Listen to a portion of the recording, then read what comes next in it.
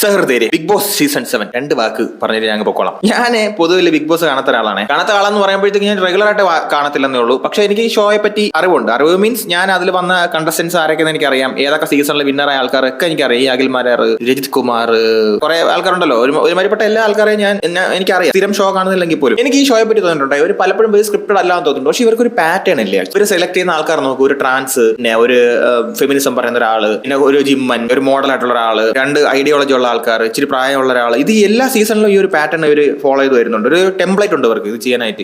എന്നിട്ട് ഇവർ wild card entry എന്ന് പറഞ്ഞ ഒരാളെ കൊണ്ടുവരും. പുറത്തെ കാര്യങ്ങളും അകത്തെ കാര്യങ്ങളും അറിയാവുന്ന വ്യക്തി. അവരിനകത്ത് വന്നിട്ട് കൂടുതൽ കാര്യങ്ങൾ പറയും, അങ്ങനെ കൊഴിപ്പിക്കാനായിട്ട്. അപ്പൊ ഇതൊരു സത്യം പറഞ്ഞാൽ നമ്മളെ മാനസികാവസ്ഥ ആലോചിച്ച് നോക്കും. നമ്മളിത് കാണുമ്പോൾ നമുക്ക് രണ്ടുപേരും തമ്മിലുള്ള പ്രശ്നങ്ങളും വഴക്കുണ്ടാകുമ്പോൾ നമ്മൾ അറിയാതെ മനസ്സിലുള്ള ഒരു സബ് കോൺഷ്യസ് മൈൻഡിൽ പോലും നമുക്കൊരു സന്തോഷം ഫീൽ ചെയ്യുന്ന ഒരു സാധനമാണ് പ്രോഗ്രാം എന്ന് പറയുന്നത്. അതാണ് ഇതിന്റെ എന്റർടൈൻമെന്റ്. നമുക്ക് അവിടെ ഇവിടെ നടക്കുന്ന കാര്യങ്ങൾ രണ്ടുപേരും ഒരു ഗ്രൂപ്പായിട്ട് നിന്നിട്ട് പരസ്പരം മറ്റുള്ളവർ അടിക്കുമ്പോൾ സീരിയലിൽ വർക്ക് ചെയ്യുന്ന സൈക്കോളജി തന്നെയാണ് ഇതിനകത്ത് എനിക്ക് തോന്നിയിട്ടുണ്ട് പലപ്പോഴും. സീരിയലിനകത്ത് എന്താണ്, നമ്മൾ അമ്മയമ്മ പോര്, മരുമോൾക്ക് ഇഷ്ടമല്ല, മരുമോൾ രണ്ടു മൂന്ന് കൂട്ടായിട്ട് നിന്നിട്ട് അമ്മയമ്മക്കെതിരെ നിൽക്കുക, അമ്മയമ്മ ഇവരെ ഇതാക്കുക, എന്നിട്ട് ലാസ്റ്റ് ഇവർ ജയിക്കുക.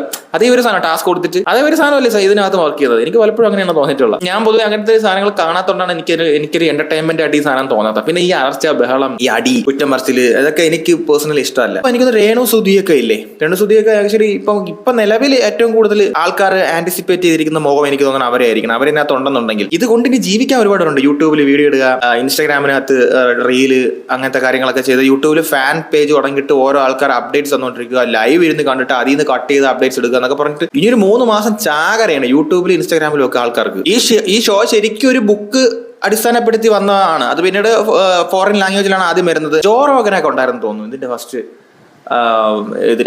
അത് ബിഗ് ബ്രദർ എന്നായിരുന്നു അന്നുണ്ടായിരുന്നത്. ആ ബിഗ് ബ്രദർ ആണ് പിന്നെ അത് ബിഗ് ബോസ് ആയിട്ട് മാറുന്നത്. അവനൊക്കെ ഇവിടെ ഇന്ത്യയിൽ വന്ന സമയത്ത് എനിക്ക് തോന്നുന്നു ആദ്യം ഒന്നും ഇത് എത്ര വോക്കായില്ല എന്ന് തോന്നുന്നു. പിന്നീട് ബിഗ് ബോസ് എന്ന പേരിൽ സൽമാൻ ഖാനാണ് ബോളിവുഡിൽ ഇത് സെറ്റ് ആക്കുന്നത്. അയാളാണ് ഇത് കൊണ്ടുവന്നിട്ട്, സൽമാൻ ഖാനാണ് ഇത് ആക്ച്വലി. കാരണം അയാൾക്ക് ഒരു ബോസ് ഫീൽ ഉണ്ടല്ലോ. അതിനുശേഷം പിന്നെ ഹിന്ദിയിലോട്ട്, തമിഴിലോട്ട്, തെലുങ്കിലോട്ട്, മലയാളത്തിൽ മോഹൻലാൽ വന്നു, നാഗാർജുന ചെയ്തിട്ടുണ്ട്, പിന്നെ ജൂനിയർ NTR. അപ്പൊ അങ്ങനെയുള്ള വലിയ മുഖങ്ങളാണ് ആക്ച്വലി ഇതിനകത്ത്. ആ ഒരു ബോസ് ഫീലിന് വേണ്ടിയിട്ടുള്ള സാധനം. അങ്ങനെ ഈ ഷോ ഹിറ്റ് ആവുന്നത്. പിന്നെ ഇത് പിടിച്ചക്കിട്ട് തല്ലവല്ല. ഇപ്പൊ ആൾക്കാർ ഇതിന് വേണ്ടി വെയിറ്റ് ചെയ്തിരിക്കുകയാണ്. ഈ ഒരു ഷോ അന്നെന്ന് പറഞ്ഞാൽ ആൾക്കാർ എന്തായാലും കാണാം. അത്രയും പോപ്പുലാരിറ്റി ഇതിനകത്തുണ്ട്. അതുപോലെ ഇതിന്റെ ടൈമിംഗ് നോക്കണം. പ്രൈം ടൈമിലാണ് ഇവർ ഈ സാധനം ഇടുന്നത്. ഒരു 8 മണി 9 മണി ആ ടൈമിലൊക്കെ ഇത് വരുമ്പോഴത്തേക്ക് നമ്മളെല്ലാം ഫുഡൊക്കെ കഴിച്ച് നമ്മൾ കാത്തിരിക്കും. മനസ്സിലായി, 1 മണിക്കൂർ സ്പെൻഡ് ചെയ്യും. അപ്പോൾ അതിന് പിറ്റേ ദിവസമൊക്കെ നമ്മളെ തലയിൽ ഇതായിരിക്കും ചിന്ത. അപ്പം അതിനുവേണ്ടി കമന്റ് ഇടുക, അതിനുവേണ്ടി ഇത് ഷോ കണ്ടു കഴിഞ്ഞാൽ ഇതിന് അഡിക്റ്റ് ആവും.